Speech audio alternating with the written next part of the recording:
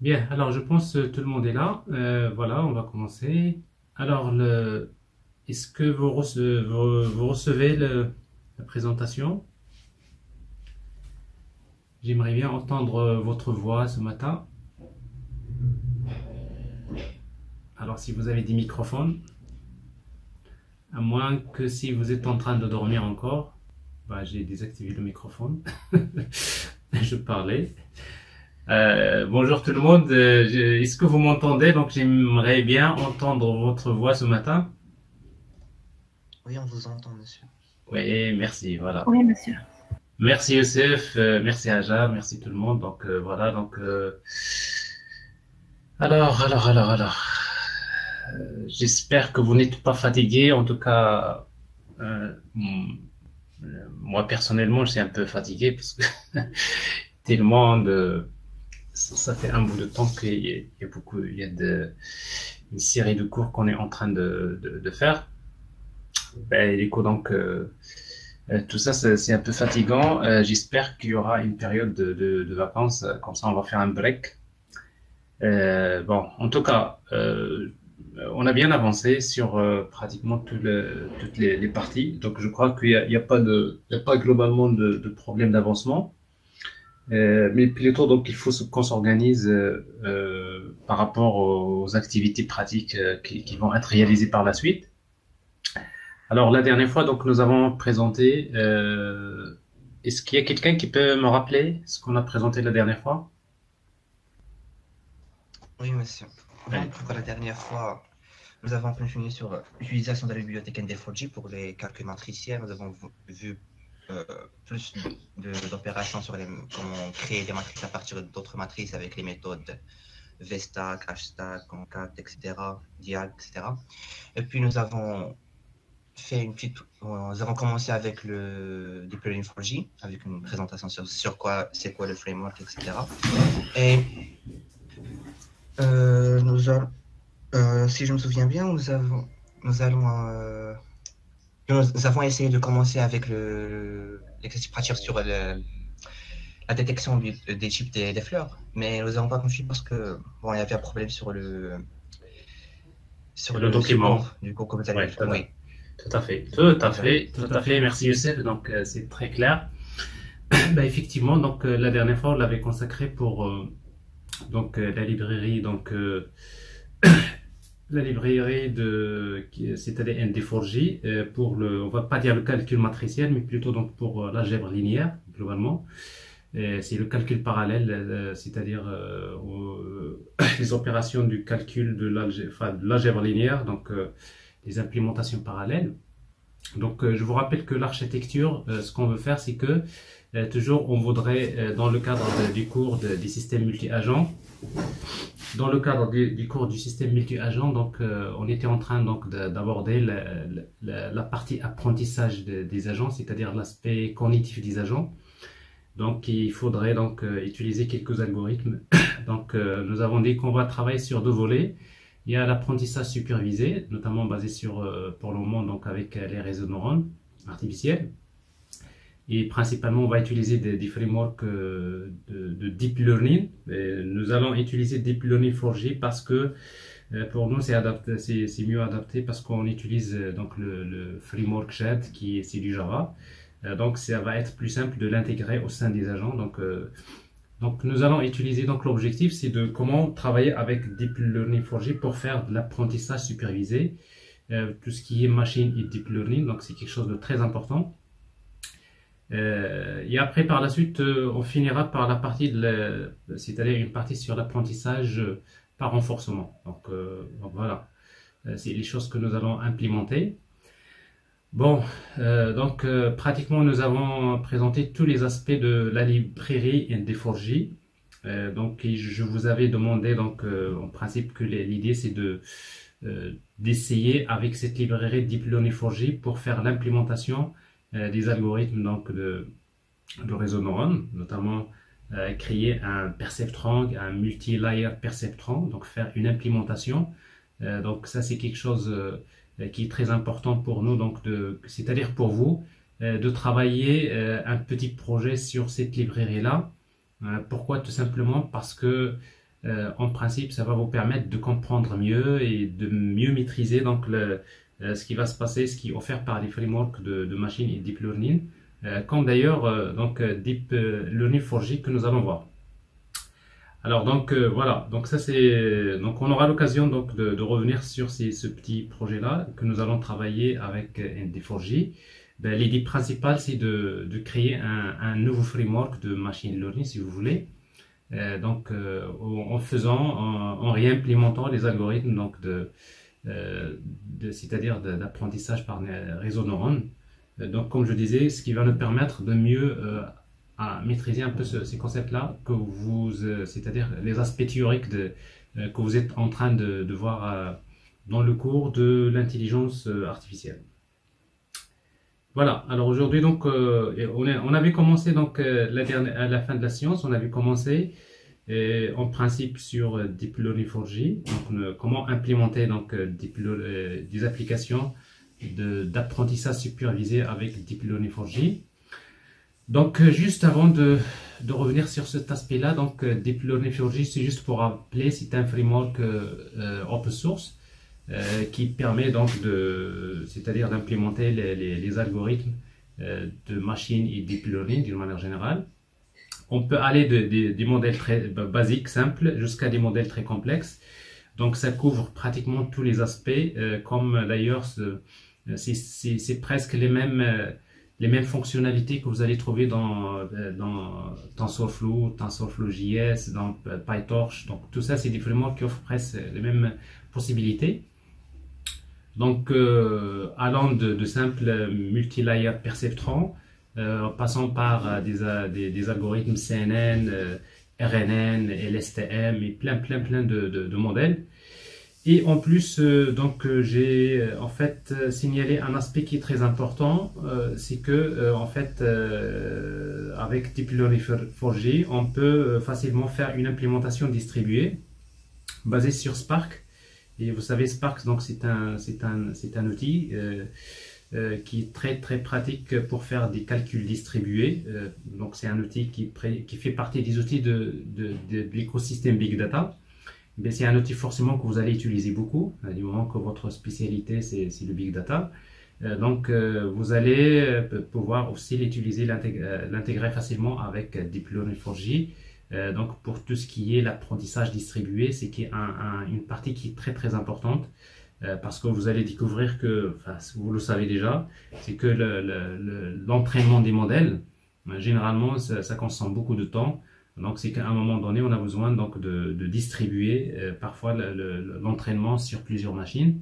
Donc tout ça, c'est quand même des choses très importantes. D'abord, en quelque sorte, l'un des avantages, c'est-à-dire de Deep Learning 4J, parce que quand vous restez dans l'écosystème Java, et pratiquement tous les outils du Big Data, des clouds, etc., comme ils sont déjà basés sur la technologie Java, donc c'est plus simple c'est-à-dire de greffer vos fonctionnalités aux applications d'entreprise, aux applications qui existent déjà. Alors, je dois rappeler juste deux choses. Premièrement, c'est que Deep Learning 4J, lui, pour faire le calcul, pour faire tout ce qui est le calcul, l'algèbre linéaire, il va se baser sur ND4J. Et ND4J, donc, c'est une librairie c'est une implémentation des opérations de l'algèbre linéaire. C'est une implémentation parallèle des opérations de l'algèbre linéaire basée sur CUDA. Enfin, pourquoi CUDA? Parce que tout simplement pour exploiter les GPU, notamment c'est des architectures massivement parallèles. Et donc ça, c'est des choses dont j'avais déjà parlé. Autre chose, alors en fait, Deep Learning 4J utilise une librairie qui est DataVec pour la vectorisation donc des données. Ça va permettre de lire facilement des images, de lire facilement des fichiers CSV, des fichiers différents formats, et de les adapter dans des formats qui permettent facilement, c'est-à-dire les utiliser au sein des modèles que nous allons créer. Voilà. Alors maintenant,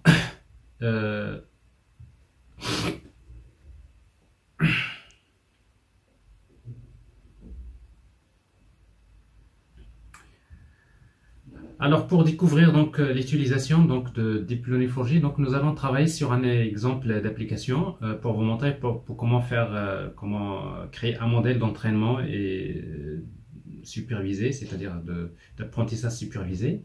Nous allons prendre le cas du dataset qui s'appelle Iris dataset. Alors, en fait, Iris dataset, c'est quoi? C'est un dataset qui fournit donc à peu près 120 instances, c'est-à-dire 120 lignes d'exemples de données concernant des fleurs. En fait, on suppose qu'il y a trois types de fleurs.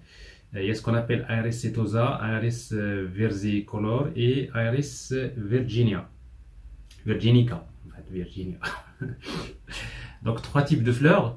Et après, ce qu'on va voir dans ce dataset, ben, on va trouver pour chaque exemple, nous avons quatre caractéristiques qui sont fournies. Il y a Spétal Length, Sepal Length, Sepal Width, Pétal Length et Pétal Width. Donc ça, en quelque sorte, c'est des mesures des différentes caractéristiques, si vous voulez, des fleurs.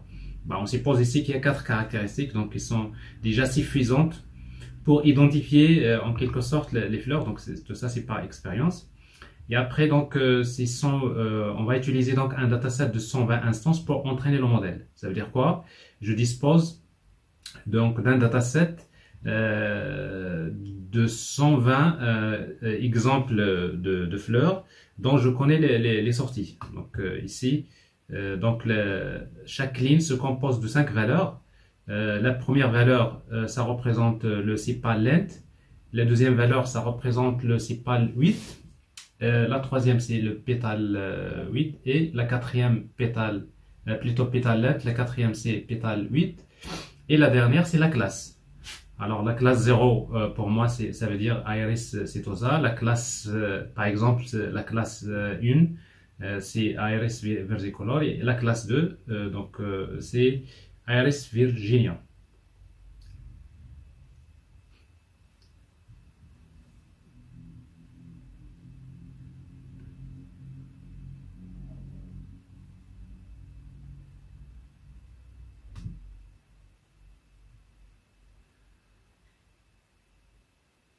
Voilà. Alors, ce qu'on va faire, donc, on va créer un modèle qui se compose, en fait, le modèle que nous allons créer, le modèle de réseau de neurones que nous allons créer, c'est un multi-layer perceptron dans lequel nous allons avoir deux couches. En fait, il y a, d'abord, on va dire, il y a le input, donc vous avez quatre entrées. Hein. Et vous aurez une couche en fait de masquée, cachée, hidden layer, dans laquelle on va essayer d'utiliser un certain nombre de neurones. Alors pour nous, on va choisir 30, 20, etc. On peut changer les valeurs pour voir la précision des modèles. Et vous avez l'output layer dans lequel on va avoir trois neurones à la sortie. Donc la première sortie, donc ça nous donne la probabilité que ce soit Iris setosa. Le deuxième, la deuxième sortie, nous donne la probabilité que ce soit Iris versicolor. Et la troisième sortie, donc ça nous donne en quelque sorte la probabilité que ce soit un Iris virginica. Alors pour cela, donc nous allons utiliser donc quelques paramétrages. Par exemple, pour la couche, la couche cachée, on va utiliser une fonction d'activation qui est une sigmoid. Alors pour la couche de sortie, on va utiliser softmax. Parce qu'en fait, softmax, il permet de nous donner la probabilité, c'est-à-dire la probabilité que la sortie, que l'exemple fourni appartient à une classe précise. Donc avec softmax, si vous faites la somme des sorties, vous allez trouver 1. Donc ça, c'est en fait la fonction d'activation softmax, c'est assez connu. Alors après, pour la rétropropagation du gradient, donc vous savez que le principe, c'est quoi? On a déjà expliqué ce phénomène. C'est quand on va donner des exemples et après, on connaît la sortie. Ce qu'on va faire, c'est que une fois que vous donnez des exemples, on va prendre la sortie. La sortie moins la sortie prédite moins, c'est-à-dire la sortie attendue, ça donne une erreur. Et après cette erreur, il faut la minimiser. Alors, quelle est l'erreur qu'on va minimiser? Donc on va utiliser donc le mean squared error, c'est-à-dire l'erreur quadratique. Donc ça, c'est-à-dire en quelque sorte, c'est en fait l'erreur que nous allons minimiser dans notre cas. Et voilà, donc on va utiliser donc des algorithmes de répropagation du gradient. Il en existe plusieurs, donc c'est ce que nous allons voir. Il y a Stochastic Gradient Descent, SGD, ADAM par exemple. Et quand on utilise SGD ou ADAM ou d'autres algorithmes de rétropropagation du gradient, nous avons besoin d'utiliser une vitesse d'apprentissage, learning rate. Donc ici on va utiliser 0, c'est-à-dire 10 puissance moins 3. Donc voilà le paramétrage que nous allons utiliser. Alors dans un premier temps, en fait, pour qu'on puisse créer un exemple d'application assez pratique, donc au final nous allons créer en quelque sorte un exemple d'application basé sur JavaFX. Donc comme ça on aura un exemple, on va dire complet, avec un certain nombre de boutons. Voilà, créer un modèle d'abord. Donc ça c'est juste une image qui représente le modèle. On va afficher l'image. Charger les données. Pour charger les données avec lesquelles on va entraîner le modèle. Et après vous avez train model, c'est pour entraîner le modèle. Donc vous avez ici un progress bar qui va vous montrer la progression de l'apprentissage. Et après on va évaluer le modèle. Ensuite on va faire la prédiction. Alors en fait au niveau de la prédiction, ça veut dire quoi? Ça veut dire qu'une fois qu'il aurait appris déjà bon. Pour entraîner le modèle, nous allons utiliser le dataset iristrain.csv parce qu'on connaît déjà les sorties. Mais pour faire l'évaluation, on va l'évaluer avec un autre dataset de test pour lequel on connaît également les sorties. Ben, généralement, la procédure, vous la connaissez. Quand vous avez un dataset, généralement, vous prenez à peu près 80% des données, par exemple, pour entraîner le modèle. Et vous gardez les 20% pour évaluer le modèle. Alors ici donc j'ai 30 instances. C'est comme si je prends les 30 instances du dataset d'entraînement, je le garde de côté, je ne vais pas le montrer à mon modèle. Et pourquoi? Parce que je vais l'utiliser pour être sûr qu'il a bien appris ça. Donc je lui donne à un moment donné ces données et je vais remarquer ce qu'il me donne les bons résultats. Donc globalement, ça c'est ce qu'on appelle l'opération d'évaluation. Évaluer un modèle, c'est le tester avec un dataset, c'est-à-dire dont on connaît également les sorties. Alors comme ça, il vous donne directement la précision de votre modèle. Est-ce que vous êtes à 98%, ou bien 97% ou 100%? Donc tout dépend du paramétrage de votre modèle. Et la prédiction, ça y est, donc une fois que vous l'avez évalué, vous pouvez lui faire confiance et après vous pouvez le déployer en production. Et après, vous pouvez par exemple faire la prédiction, c'est-à-dire j'ai ici un formulaire dans lequel je vais saisir les informations. C'est pas lent, c'est pas le 8, etc., etc. Et quand je clique sur predict, il va tout simplement, il va donner c'est-à-dire il va donner les données au modèle en input. Et après, il va me donner la sortie. Et la sortie, donc, va me dire, est-ce qu'il s'agit de c'est-à-dire de cette catégorie ou l'autre. Moi, je vais juste afficher, donc, c'est-à-dire les différentes catégories. Alors, dans l'interface, également, on peut ici voir le input data, c'est-à-dire le dataset que nous avons chargé ici.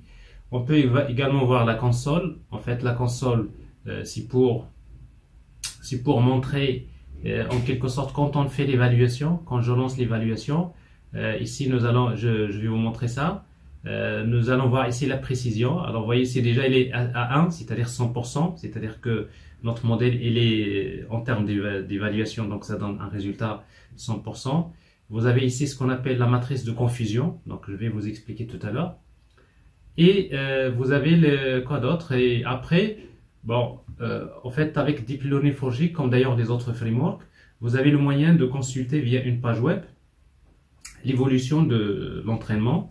Donc ici, j'ai intégré dans l'application un WebView de JavaFX qui me permet, au moment de l'entraînement, je peux voir par exemple l'évolution de l'erreur, je peux voir le modèle carrément. Vous pouvez consulter les différentes couches du modèle chaque couche, on a les poids, les poids de chaque connexion, etc. Donc tout ça c'est très intéressant pour vous parce que en même temps vous allez voir comment implémenter, pratiquer donc les algorithmes de machine et deep learning, mais c'est aussi l'occasion pour vous donc de savoir ce qui se passe réellement c'est-à-dire dans votre modèle.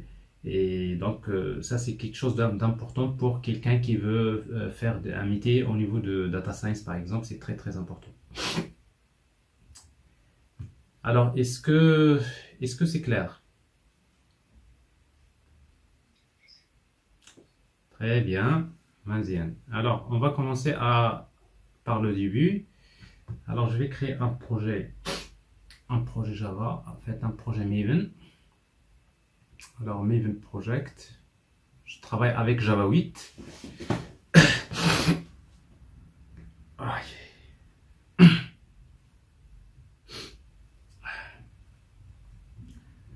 Alors je vais l'appeler donc DL4J Iris App. C'est le nom du projet. Alors, org.sid pour le groupe ID, artifact ID, donc je garde la même chose. Next, finish.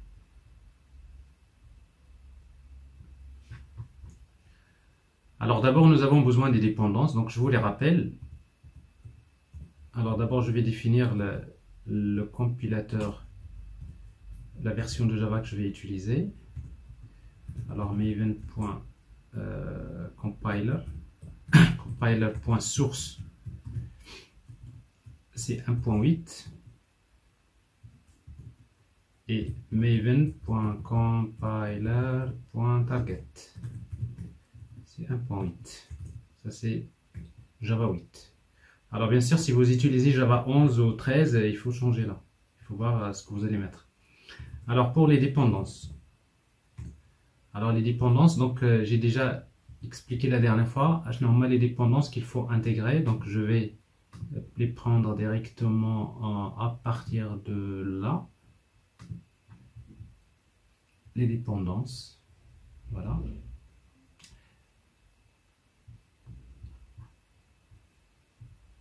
CTRL-C, CTRL-V.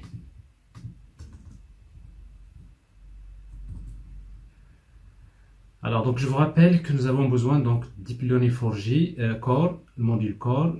Nous avons besoin de Deep Learning 4J UI, c'est le module qui nous permet justement d'avoir une interface graphique web qui nous permet de montrer l'évolution du modèle. C'est très utile, vous allez voir.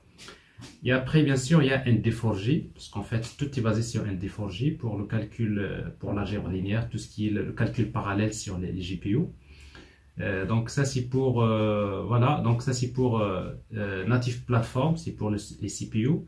Et pour le GPU, donc on va utiliser donc ND4J CUDA. Et après, pour la journalisation, on va utiliser SLF4J. Donc voilà. Donc globalement, les dépendances dont vous avez besoin. Alors maintenant, on va créer une application. Donc ici, je vais l'appeler Iris App.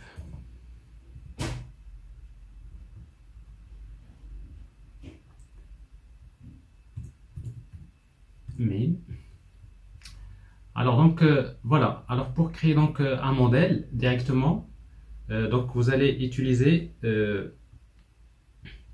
Alors je vous donne déjà une idée, comme ça vous allez savoir ce que je vais écrire comme code.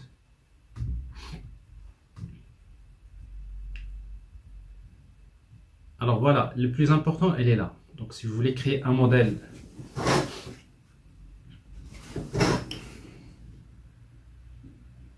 alors si vous voulez créer un modèle donc basé sur Deep Learning 4J, donc on va utiliser, il y a différents types de modèles. Donc on va créer un objet de type multi-layer configuration. On va créer d'abord notre configuration, c'est-à-dire le modèle. Et donc configuration égale new neural net configuration.builder. Donc ici dans la majorité des cas, c'est le pattern builder qui est utilisé pour construire les modèles.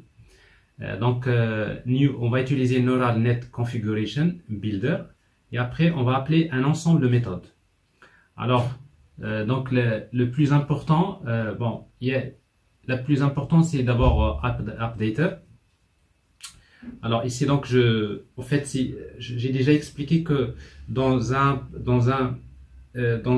modèle, c'est-à-dire multi-layer perceptron, c'est que quand vous donnez en input, c'est-à-dire vous donnez les données en entrée, vous obtenez la sortie moins la sortie attendue, vous avez une erreur et après il faudrait corriger les poids, il faudrait mettre à jour les poids des connexions de façon à minimiser l'erreur. Donc il vous faut un algorithme qui permet de faire ça. Il vous faut un algorithme de rétropropagation du gradient. Alors dans notre cas, donc c'est updater. Donc ici je vais utiliser, donc vous allez voir, il y a toute une panoplie d'algorithmes, Adam, SGD, et donc ici donc j'utilise Adam et avec la vitesse d'apprentissage. Alors dans mon cas, la vitesse d'apprentissage ça va être 10 puissance moins 3. Et après vous appelez la méthode list et juste après list vous allez appeler les couches. À chaque fois que vous voulez ajouter une couche, vous appelez la méthode layer pour ajouter une couche, etc. Donc on peut ajouter autant de couches qu'on veut. Alors maintenant ici nous avons besoin ici de la première couche, c'est la couche 0. Donc vous pouvez toujours donner un index à la couche, vous pouvez lui donner après un nom, etc. Et on va créer donc une couche de type dense layer. Alors en fait c'est quoi une couche de type dense layer? C'est une couche ce qu'on appelle fully connected. Alors fully connected ça veut dire quoi? Ça veut dire que c'est-à-dire la sortie de chaque neurone de la couche devient l'entrée de tous les neurones de la couche suivante. Donc c'est-à-dire quand vous avez c'est-à-dire la sortie d'une couche, ça devient l'entrée de la couche suivante. C'est ce qu'on appelle le modèle, c'est-à-dire une couche fully connected. Fully connected, c'est-à-dire la sortie de chaque neurone devient l'entrée de l'ensemble des neurones suivants. Alors vous voyez ici, la sortie de chaque neurone devient l'entrée des autres couches, ainsi de suite. Donc ça c'est ce qu'on appelle le modèle fully connected. Alors quand vous êtes dans une couche qui est fully connected, donc on va utiliser la classe dense layer. Dense layer c'est fully connected.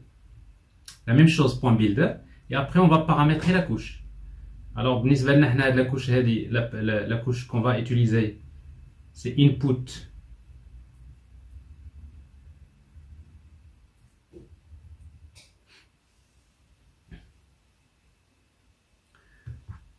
alors notre couche de neurones que vous avez là, la couche cachée.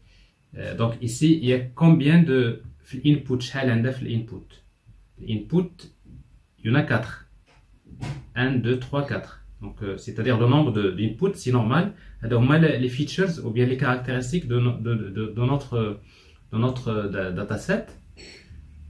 Et c'est-à-dire et le nombre de neurones, on va choisir un nombre. Alors dans notre cas, on va utiliser le nombre de hidden nodes, c'est 10. Donc c'est-à-dire ici donc le nombre d'input in c'est input size et input size c'est combien? C'est 4 et le nombre d'output c'est 10. Donc nous avons c'est-à-dire 10 neurones. Et après quelle fonction d'activation? Alors chaque neurone, les neurones de la couche ont une fonction d'activation. Alors ici donc je vais utiliser une sigmoid. Donc je vais utiliser activation et là si vous voulez voir la liste des fonctions d'activation qui sont fournies, donc vous trouverez des constantes sigmoid ici dans activation. Et après build. Build ça permet de construire le layer. Donc le premier layer et après vous faites la même chose pour les autres. Le deuxième layer, dot layer, donc 1. Alors 1 c'est quoi? C'est un layer cette fois-ci de output. Donc, c'est-à-dire, supposons que vous voulez encore ajouter une autre couche cachée, vous pouvez faire ça, copier-coller plusieurs fois, toujours avec dense layer, dense layer, dense layer, dense layer, etc. Et à la fin, la dernière couche, vous utilisez output layer. C'est ce que nous allons faire ici. Donc, output layer, builder, le nombre d'entrées. Alors, c'est quoi le nombre d'entrées de output layer? C'est combien pour d'après vous, le nombre d'entrées de cette couche?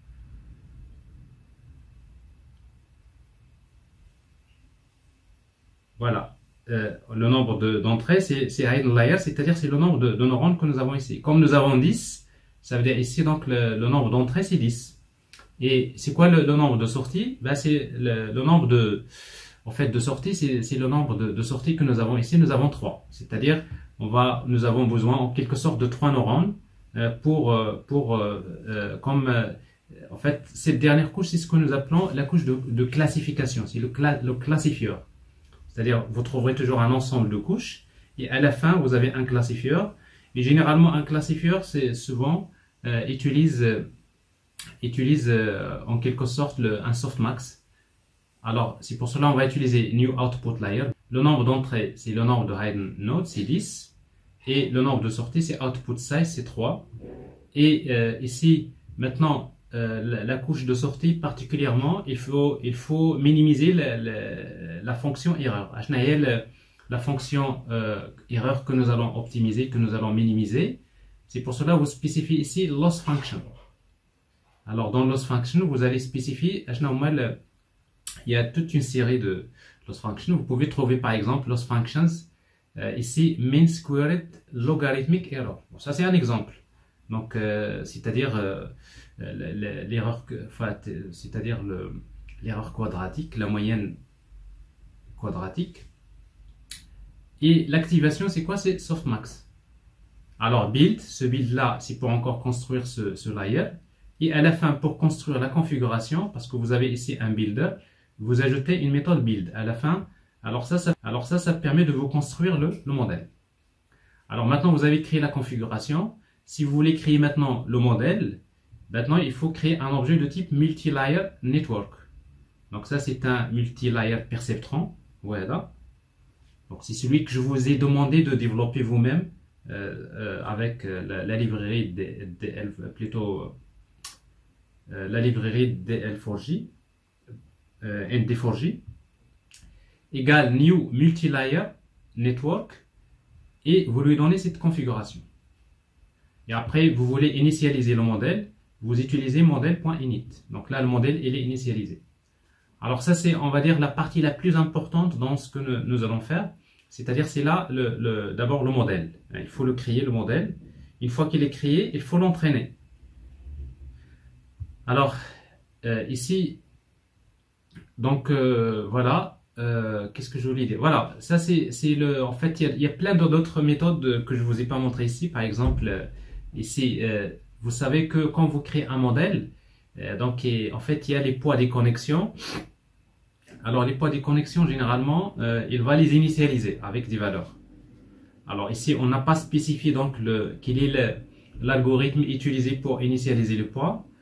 Parce que la méthode d'initialisation du poids du modèle, il est très importante. Les algorithmes d'initialisation sont très importants parce qu'on ne va pas mettre n'importe quelle valeur aléatoire, mais généralement parce que si vous mettez n'importe quelle valeur, parfois on risque d'avoir un problème de ce qu'on appelle de surapprentissage. Alors ça, je pense que dans le cours des réseaux, le cours d'intelligence artificielle, donc avec M. Mstari, donc vous avez parlé beaucoup de ce problème de surapprentissage, mais vous allez voir, on peut le voir c'est-à-dire dans l'OTP, on peut voir donc ce phénomène de surapprentissage. Alors ce qui fait que quand vous allez généralement, quand l'application il va générer des valeurs aléatoires, vous savez que si vous voulez créer une application qui génère une valeur aléatoire, et si vous voulez que votre application génère la même toujours valeur aléatoire à chaque redémarrage, ben on va utiliser ce qu'on appelle un seed. Enfin, c'est pour cela ici, donc si vous mettez seed 1, 2, 3, c'est une valeur, ben c'est comme si vous lui demandez quand tu génères la valeur aléatoire, base-toi sur ce seed, ce qui va vous garantir que votre application, si vous l'exécutez plusieurs fois, il va utiliser toujours les mêmes valeurs aléatoires. Donc c'est pour cela qu'on l'utilise, mais c'est pas obligatoire. Est-ce que c'est clair cette partie? Clair? Mhm. Alors j'entends une voix un peu... Voilà, alors on va, avant de passer l'étape suivante, comment lire les données et comment c'est-à-dire les appliquer. Alors d'abord, ce que je vais faire avant de commencer mon modèle, j'ai d'abord besoin de mes datasets. Alors en fait, les datasets, donc vous savez, les datasets, vous pouvez les récupérer à partir du net, Iris Dataset. Alors je vais le prendre à partir de cet exemple-là. J'ai deux fichiers et la même chose, donc voilà, ces deux fichiers là, copier, ben, je vais les coller dans le dossier ressources, paste. Alors vous voyez donc le dataset Iris Dataset, c'est celui-là. Alors en principe, ce que vous avez normalement, vous avez combien d'instances? 120 ici. Mais en principe, le dataset, il contient 120 plus 30. 30, il y a 150. Alors moi, ce que j'ai fait, c'est que j'ai pris le dataset. Ben, j'ai pris en principe le 120 que je vais utiliser, c'est pour entraîner le modèle. Mais les 30 autres, je vais les utiliser pour évaluer le modèle. Mais il faut faire attention. Pourquoi? Parce que quand vous prenez les 20, il faudrait que ça soit équilibré. Par exemple, vous voyez, j'ai pris 10 exemples avec la classe 0, 10 exemples avec la classe 1 et 10 exemples avec la classe 2. C'est normal, si vous voulez évaluer le modèle, il faut l'évaluer pour différents des exemples des trois classes, des différentes classes. Alors ça, c'est le dataset. Alors maintenant, au niveau de l'application, ben, ce que je vais faire, je vais d'abord créer le modèle. On va créer le modèle et après on va voir la partie comment vectoriser les données, comment entraîner le modèle. Alors, qu'est-ce que nous avons dit? Donc ici, la première des choses qu'on va faire, donc on va créer une configuration. Donc ici, alors pour créer la configuration, c'est multi-layer configuration. Alors, multi-layer configuration.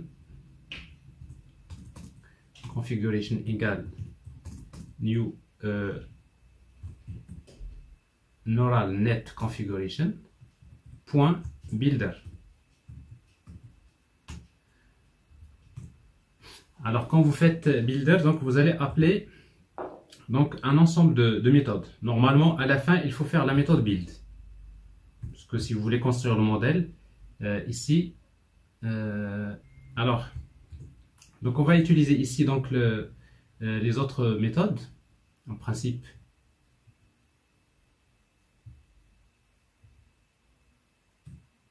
Vous allez utiliser list normalement pour créer les méthodes vous allez créer donc la liste des couches et à la fin vous allez appeler la méthode build.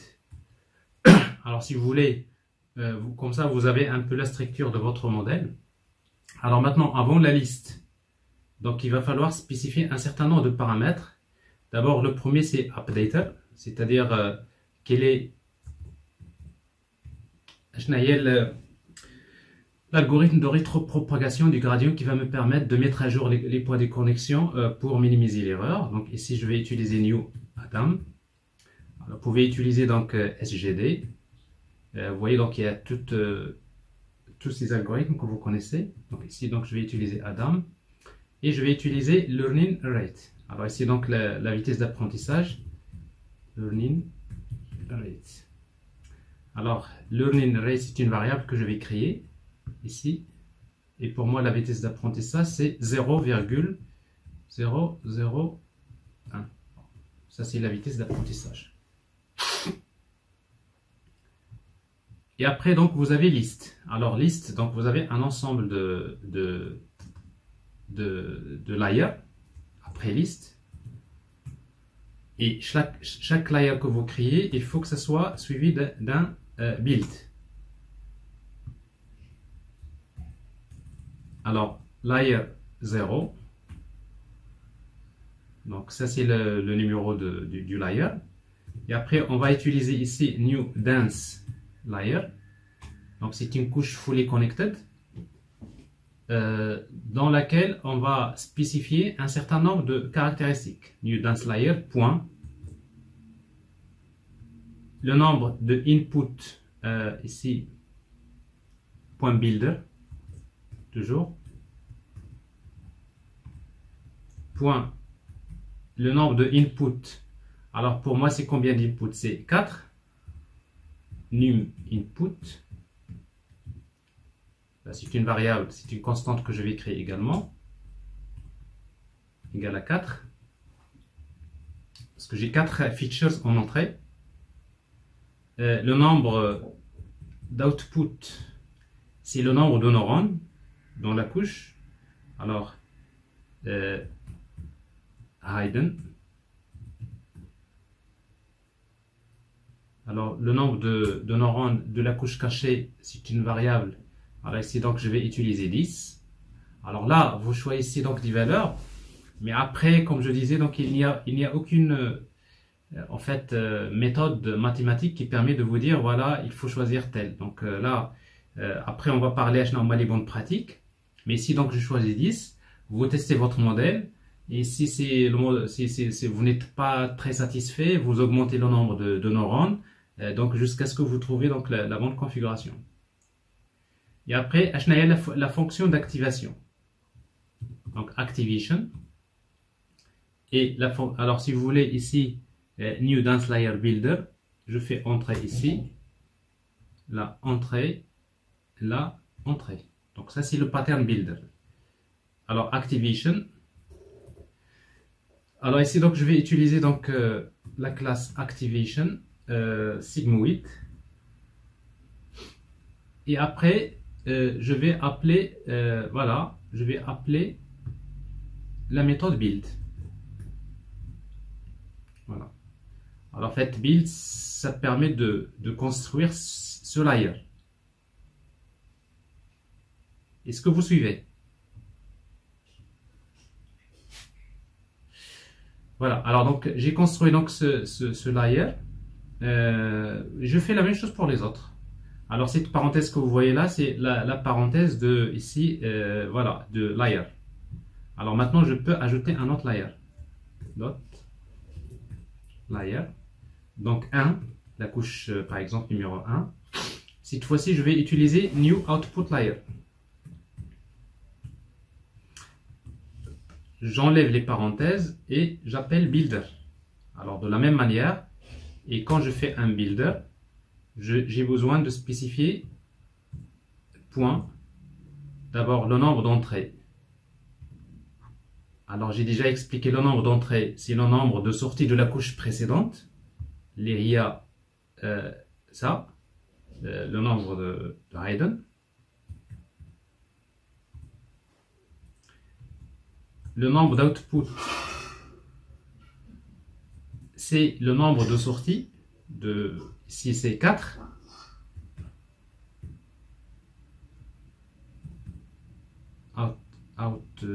Outputs, c'est une variable que je vais créer également.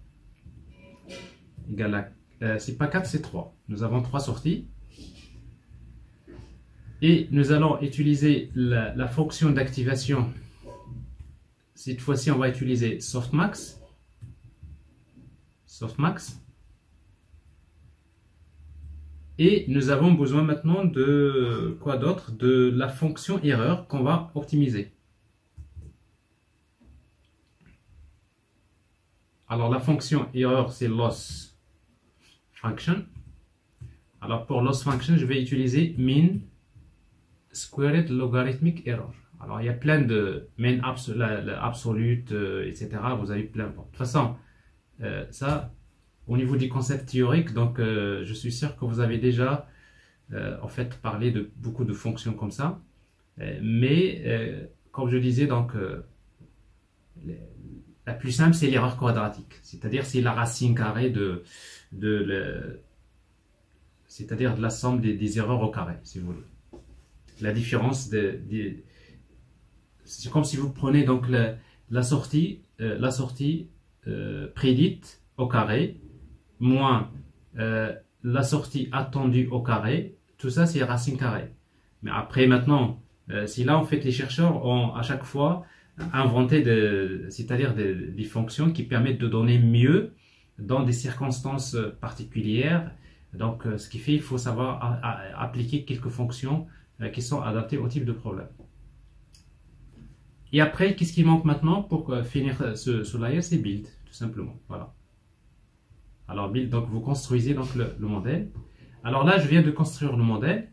Maintenant, j'ai pas encore créé le modèle, c'est juste la configuration. Alors si vous voulez créer maintenant le modèle, il faut créer un objet de type multilayer network. Donc là, le modèle égale new neural égale new multi-layer network de configuration. Donc on va lui donner la configuration. Et si vous voulez initialiser le modèle, vous utilisez modèle.init. Donc l'initialisation du modèle, c'est très important parce qu'en fait l'initialisation du modèle, il va utiliser des fonctions pour initialiser les poids des connexions. Alors maintenant ici je n'ai pas spécifié l'algorithme qui est utilisé pour initialiser les poids. Alors en fait il existe plusieurs algorithmes, alors on pourrait les spécifier par exemple ici au lieu de après updater, vous pouvez utiliser donc wait, la méthode wait init. Vous voyez ici donc wait init, je vais utiliser par exemple Xavier par exemple. Alors si vous mettez wait init Xavier, ça veut dire que vous demandez quand on va initialiser les poids des connexions, il va utiliser donc l'algorithme Xavier qui se base sur un certain nombre de critères pour initialiser les poids. Alors l'initialisation du poids, elle est très importante au niveau pour la convergence de l'algorithme. Alors ici donc si vous mettez rien, alors par défaut il va choisir des valeurs par défaut. Et justement ce qu'il va choisir par défaut c'est Xavier. D'ailleurs, c'est ce que je vais vous montrer après. Alors, si vous voulez afficher la configuration, votre configuration,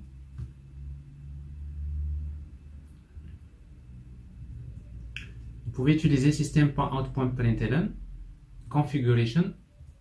Vous pouvez l'afficher en format JSON, tout JSON.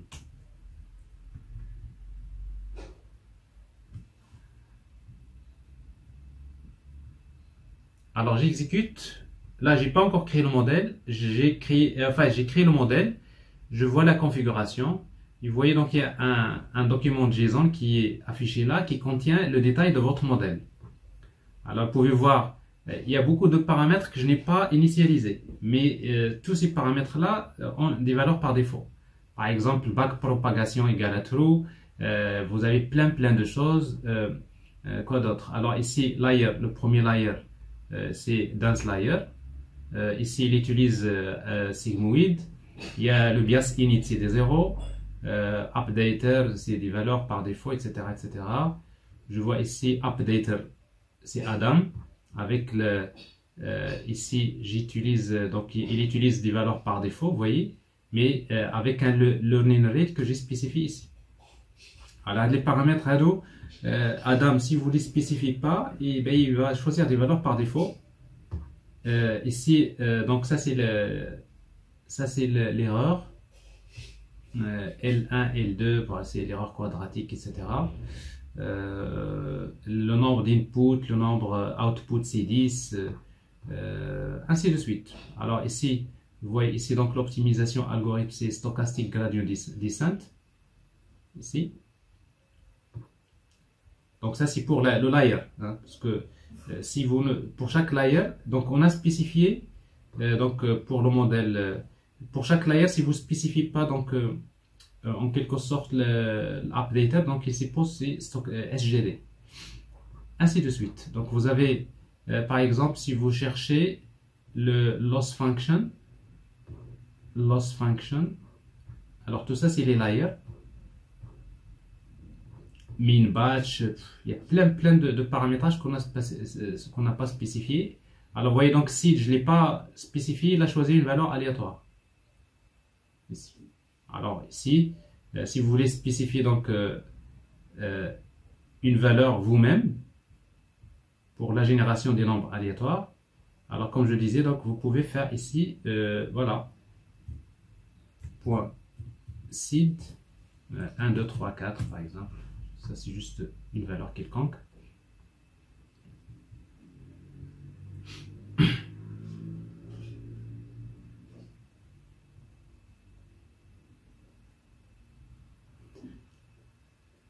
Alors le nombre d'époques, etc. Donc là maintenant je ne vais pas rentrer dans les détails. Ici je cherche loss, oui, loss function. Qu'est-ce qu'il utilise par défaut? Là il utilise loss MSLE. Bon. Il faut voir en fait tout ça.